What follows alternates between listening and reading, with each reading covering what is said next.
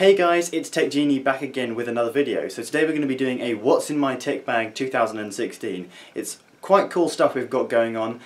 Okay, so I'm just going to take you through basically what I've got in my tech bag. I'm not going to put it all in the bag and take it out. I'm just going to show you on the desk what it all looks like and talk you briefly through all the stuff. All the links to the products will be down below. I'm just going to do some cool shots of all the products we've got laid out. So I hope you enjoy the video, guys. If you do, please leave a like and subscribe to our channel. So without any further ado, let's get right into it.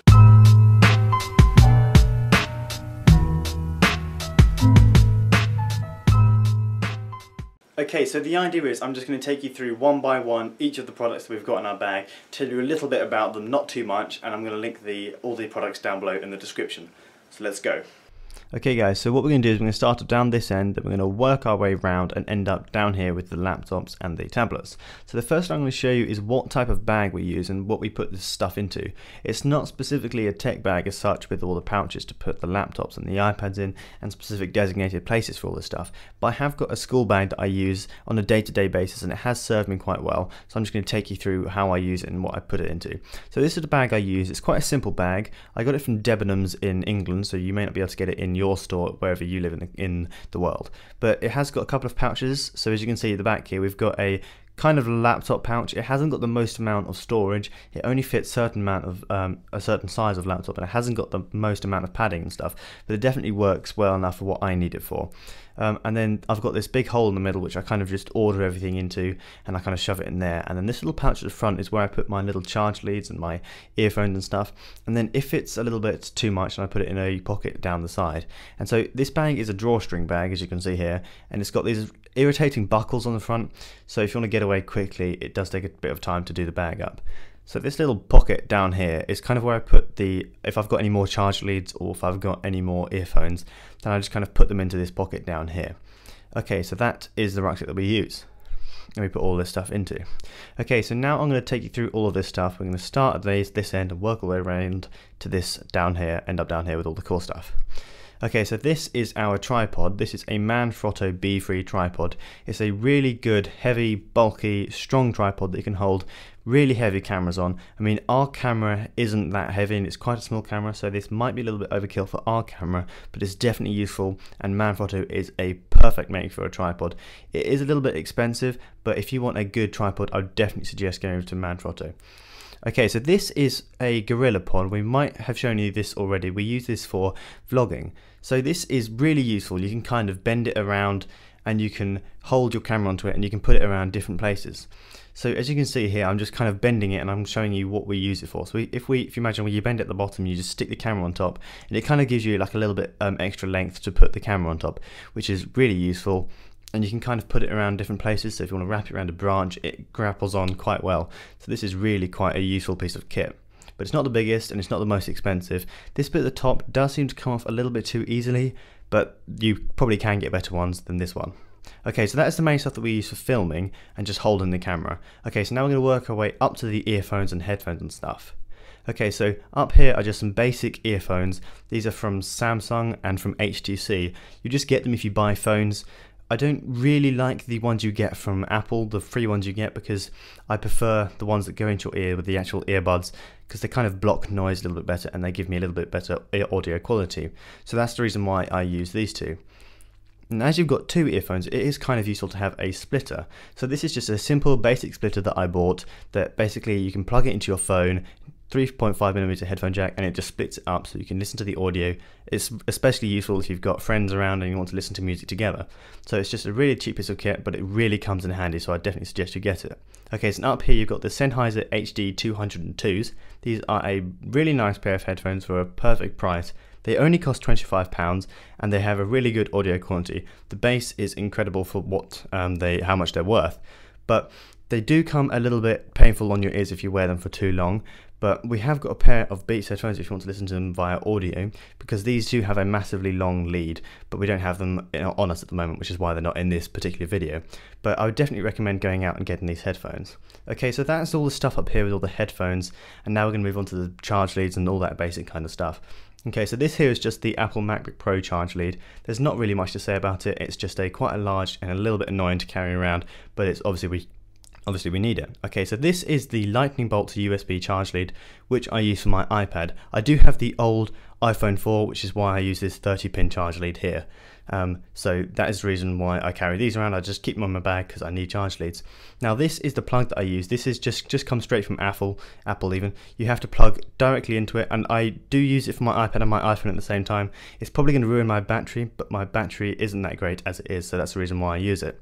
Okay, so this little white box down here, you might be wondering what it is. So this is basically a way to transport all of your files from your SD card onto a MacBook Pro or onto a computer that doesn't have a micro SD card slot already built in. So I prefer doing it like this because I don't have to carry around any extra leads with me. So basically all you do is you just take this little lead out and plug it into the side of your computer, and then you've got a load of different storage slots, micro SD, SD card, and lots of different places to put stuff from your phone or from your camera. So this comes in really handy, especially when we're editing on this computer. Okay, so now down here, this is just a simple basic wallet that we've got. This one is from Brio. We just take it if we've got some cards or some stuff to take with us. I just thought I'd include it. This one I think was sent out for free from Brio when we had to send back a bag that was broken. It was a nice orange, vibrant orange suede colour, but we spilt some ink over it, which is why it looks a bit mucky at the moment. But I just thought I'd include it because we do carry it around in our tech bag. Okay, so up here is our iPad case. It's not the best case on the market, but it was a Christmas present, so I don't really know how much it cost. But this one is from Bowden. I don't know if you know of the brand, but it's this case works really well. It does its job, so I don't really mind it. It seems to be perfectly capable. So up here is a magnetic clip that uses to keep the iPad in there. So it's really quite useful. And then inside is this nice soft orange felt with a fair amount of padding inside of it. So it's great because this case actually manages to fit the iPad in with the iPad smart cover, because I don't like carrying around an iPad and having to carry around an iPad smart cover separately. So being able to fit them both into one case is really useful, which is really helpful for what I need to use it for. And then if you want to get out, all you do is pull the strap up and it kind of pops the iPad out. So that is the case that we carry around with us to carry our iPads. Okay, so you might be wondering what this little weird box is. So this is just a weird new addition that we thought we'd throw in a tech bag, and this is basically just a waterproof case with this nice little rubber sealant up here. Keeps it completely waterproof and watertight. You just stick your phone in and then just clip it back up at the top just to protect your phone if you're around water or you're sailing. But that is just a simple waterproof case that we've just added to our bag. Okay, now this is coming down to the cool kit that we mainly use on a more regular day-to-day basis. Okay, so this is my phone that I use. I did mention that I use the iPhone 4S. It's not the most recent iPhone, I know, but it suits me for what I need, and it's not the most expensive now, so it works really well for me. It's obviously not the fastest. I have done a full review if you want to go and check it out. I'll put the link in the description. It's just a simple review, a full in-depth review of the iPhone 4S. So yeah, if you want to go and see that review, it's definitely down on our channel. Okay, so I also use the iPad Air. This is the iPad Air Model 1, not the iPad Air Model 2. Now this is more useful for more of an entertainment kind of basis if I want to play games or sit at home on the sofa and just kind of play around with it. And this is what I use it for. Again, I have done a full review of this if you want to go and check it down on our channel. So this is kind of useful if you just want to surf the internet, play a bit of games, or just browse the web and watch some videos. Really quite a powerful piece of kit, and it does come in handy quite often. You can edit videos on here if you really want to, but I do obviously have a computer which I mainly edit stuff on. I like the thinness, the form factor, and I like the OS X or the OS X on the computers and the iOS software, so I can't really go back to Microsoft, which is why I mainly use Apple products. So if you do want to see the review, just head down onto our channel and go and watch the full review. Okay, so down here is our old MacBook Pro. It's nothing too super special about this. It is quite an old version now, but it still works quite well. We use it to edit our vlogs because it doesn't require so much processing power, and we just have to cut together a few videos. When we edit like these main channel videos like the one you're watching now, I edited on the Mac Mini, but this one we'll take with us if we're going to edit some in a remote place and we don't have like a complete desktop machine. So we save it onto this computer and then we take it off and put it onto a main hard drive when we get it home. So if you look at this computer here, it's got a really nice thin form factor to it. It is quite a heavy computer, but you get used to it, and you've got this nice little slot at the side here which also you can put into your CDs or your DVDs in, which isn't included in a lot of new computers, which is why I like using it. So this is just some like nice shots of me using the showing you the computer. We've got a nice black keyboard, nice responsive touch. The screen is goes really quite bright. This little green lights down here, you might be wondering what they're for. These just, if you press the button, they show you how much charge you've got left. All of these ports down here, you've got obviously the mag lock, you've got Ethernet, 2 USB ports. I don't know what that one is, and then you've got like an audio port, and then you've got a headphone slot, and then just a random hole, which I don't really know what it's for.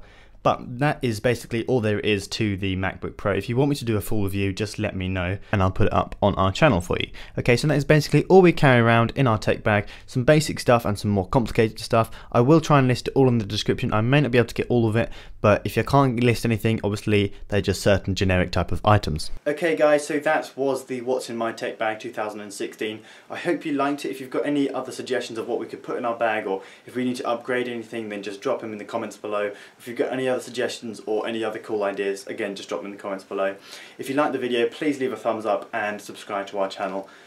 We'll see you next weekend with another one of these style videos, a review or an unboxing. So thanks for watching guys. Live long and prosper.